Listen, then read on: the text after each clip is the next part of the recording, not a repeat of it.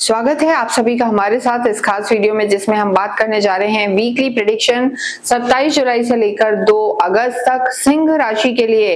और यहाँ बड़े बदलाव होने वाले हैं। एक तो देखिए आपकी ढैया चल रही है, साथ ही 27 तारीख को ही पहले ही दिन इस वीक में जो शनि है वक्रीय हो जाएंगे और ये आपके लिए एक पॉजिटिव बदलाव है, क्योंकि देखिए वक्रीय शनि आपको पिछले भाव का फल देंगे। और जब ढैया 7.5 होती है और शनि वक्रीय होते हैं तो थोड़ा राहत का समय ये होता है। तो सिंह राशि के लिए यहाँ स्थितियां बेहतर होने वाली हैं, विशेषकर कार्य क्षेत्र में अगर हम बात करें। लेकिन देखिए मंगल आपके कार्य क्षेत्र में बैठे हैं, शनि की मंगल पर तीसरी दृष्टि है, तो इसका क्या प्रभाव पड़ेगा ये हम आपको बताएंगे। इसके साथ इस वीक की अगर बात करें तो जो शुक्र हैं अभी आप ही की राशि में चल रहे हैं, लेकिन 1 तारीख को आपकी राशि से निकलकर आपके धन भाव कुटुंब भाव में आएंगे और नीच के हो जाएंगे। धन भाव में शुक्र का आना तो अच्छा है, लेकिन नीच के हो जाएंगे। इसका क्या तात्पर्य होगा ये भी हम आपको बताने वाले हैं। साथ ही सूर्य समय आपके 12वें घर में है, गुरु भी आपके 12वें घर में है, धर्म अध्यात्म आपका बढ़ा हुआ है। केतु और राहु का केंद्र में होना आपको काफी स्ट्रॉन्ग बना रहा है, मजबूत आप वैसे भी होते हैं। तो इन सब चीजों का क्या प्रभाव पड़ेगा। साथ ही यहाँ पर हम बात करें आपके भाग्येश भी इस वीक के एंड में 2 तारीख को परिवर्तन कर रहे हैं। देखिए मंगल जो है आपके लाभ भाव में आने वाले हैं, डिजायर हाउस में 2 तारीख की रात को आएंगे। हालांकि इसके बारे में हम आगे आपको बताएंगे और वीडियोस भी लाएंगे। तो मंगल आपके 11वें भाव में आके आपके अगर हम देखें तो बड़ा चेंज आपके जीवन में लाएंगे और कार्य को एक्सपेंड करेंगे। स्थितियां आपके लिए बेहतर हैं। चंद्रमा इस पूरे ही वीक, क्योंकि वो सबसे इंपॉर्टेंट है और वो तो हर 2.25 दिन में बदलते हैं, तो चंद्रमा पूरे भी वीक अगर हम देखें तो कुंभ में रहेंगे और फिर उसके बाद मकर में और धनु में और रहेंगे मीन में। सबसे पहले वो रहेंगे धनु राशि में आपके त्रिकोण में। तो इस वीक की शुरुआत 27 जुलाई की आपके लिए बेहतरीन है, शुभ है, अच्छी बनी हुई है, काफी पॉजिटिव आप फील करेंगे। लेकिन वीक के एंड में चंद्रमा शनि के साथ रहेंगे और अष्टम में आ जाएंगे, यानी 2 तारीख को हम कहेंगे आपको यहाँ पर बदलाव लगेगा, मंगल भी बदलेंगे और विष दोष बनेगा। यानी 1 और 2 तारीख को आपको थोड़ा सा सावधान रहने की जरूरत है। स्पेशली शुक्र आपके वाणी भाव कुटुंब भाव में आएंगे, नीच के हो जाएंगे। धन की स्थिति तो बेहतर होगी, लेकिन कुटुंब में कोई ना कोई दिक्कत ना हो, स्पाउस के साथ दिक्कत ना हो, और वाणी का आपको यहाँ पर ध्यान रख के चलना है। इसके साथ ही देखिए आप जानते हैं चंद्रमा जब भी त्रिक भाव में होते हैं तो कोई भी बड़ा डिसीजन नहीं लेना है। 1 और 2 अगस्त ये डेट्स आप ध्यान रख ले। इस वीक में सावन भी स्टार्ट हो रहा है, 30 जुलाई से गुरु पूर्णिमा भी रहने वाली है। और अगर हम देखें तो शनि भी बदल रहे हैं, तो बहुत सारे चेंजेस रहेंगे। सबसे पहले अगर हम करियर की बात करें तो देखिए आपके तो राशि स्वामी ही शुक्र, देखिए आपके राशि स्वामी तो शुक्र नहीं कहेंगे, सूर्य है, लेकिन शुक्र इस समय आपकी राशि में बैठे हैं। तो धन की स्थिति बेहतर है, करियर अच्छा है, कम्युनिकेशन बेहतर होगा। किसी भी रूप में अगर आप अकल्ट से जुड़े हुए हैं, ज्योतिष का कार्य है, क्रिएटिव फील्ड से जुड़े हुए हैं और आपका कार्य अगर हम कहें गवर्नमेंट से भी रिलेटेड है, तो यहाँ पर आपको लाभ हो सकता है। और मंगल इस समय आपके 10th हाउस में ही विराजमान है। देखिए मंगल और सूर्य जब भी 10th हाउस में होते हैं तो इन्हें दिग्बल दिशा बल प्राप्त होता है, और मंगल तो 10th हाउस में उच्च के माने जाते हैं।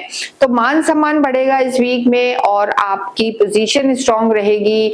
प्रमोशंस ड्यू थे तो वो हो सकते हैं, और स्पेशली पत्थरों से रिलेटेड काम है आपका, भूमि से रिलेटेड काम है, मेटल का कार्य है, रियल एस्टेट का कार्य है, सर्जन है, डॉक्टर है, या आपका कम्युनिकेशन से रिलेटेड काम है, तो इन सब कामों में लाभ की स्थिति आपकी बनी हुई है। लेकिन 1 और 2 अगस्त को आपको सावधान रहना है, कोई भी बड़ा डिसीजन आपको नहीं लेना है, अन्यथा आपको दिक्कत का सामना करना पड़ सकता है, क्योंकि चंद्रमा शनि के साथ विष दोष बनाएंगे, निर्णय शक्ति को कमजोर करेंगे। और इसके अतिरिक्त यहाँ कार्य की स्थिति आपकी बेहतर बनी हुई है। लेकिन देखिए विदेशों से भी हम कहेंगे यहाँ पर लाभ की स्थिति है। तो यहाँ अगर हम देखें सिंह राशि के लिए समय अच्छा है। शनि का वक्रत्व आपको लाभ देगा। शनि की तीसरी दृष्टि आपके कर्म क्षेत्र में है, जो कहीं ना कहीं आपके पुराने रुके हुए काम थे, लंबे समय से अटक रहे थे, वो यहाँ पर उनकी गति बढ़ेगी। लेकिन यहाँ पर आपको अपने स्पाउस का ध्यान रख के चलना है, अपने रिश्तों का ध्यान रख के चलना है। लव लाइफ की अगर हम बात करते हैं तो देखिए लव लाइफ के लिए समय अच्छा है। गुरु अस्त जरूर है, लेकिन कहीं ना कहीं एक बॉन्डिंग आपकी रिक्रिएट होने वाली है। जो पुराने समय से हमने जैसा बताया कि शनि जब भी पुनरावृत्ति में आते हैं या कोई ग्रह वक्रीय होता है तो वो अपने अधूरे छूटे हुए काम पूरे करता है। तो ऐसी स्थिति में गुरु आपके 12वें भाव में है, लेकिन यहाँ पर कहीं ना कहीं लव लाइफ आपकी सुधरने वाली है, क्योंकि देखिए बुध इस समय स्वग्रही चल रहे हैं। बुध आपके लिए एक बहुत मेजर प्लैनेट है। बुध आपके धन भाव के भी स्वामी हैं, वाणी भाव के भी हैं और लव लाइफ पर दृष्टि दे रहे हैं और बुध यहाँ पर आपको लाभ दे रहे हैं। तो यहाँ पर आपकी लव लाइफ बेहतर होगी पहले से। बस यहाँ पर सिंह राशि है, थोड़ा वाणी और क्रोध पर संयम रखते हैं तो स्थितियां बेहतर है। वैवाहिक जीवन की भी स्थिति बेहतर है।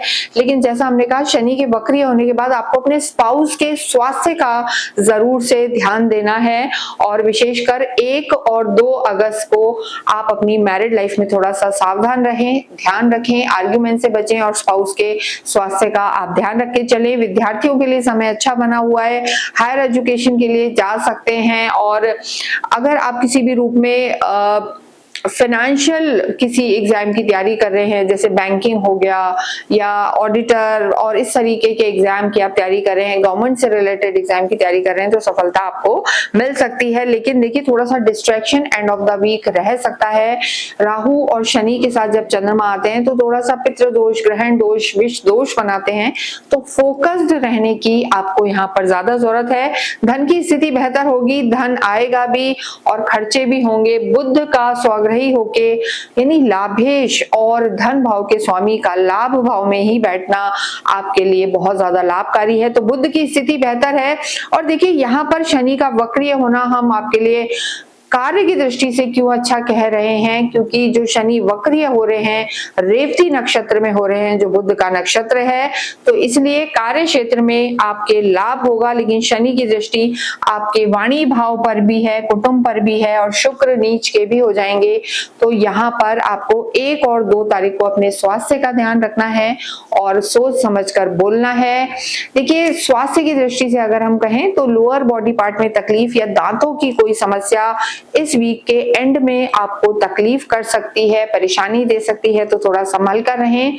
इसके अतिरिक्त देखिए नई अपॉर्चुनिटीज आपको मिलने वाली हैं, कार्य का एक्सपेंशन हो सकता है, क्योंकि भाग्येश मंगल अभी कर्म क्षेत्र में है और आगे वो आपके लाभ भाव में आ जाएंगे, डिजायर हाउस में आएंगे।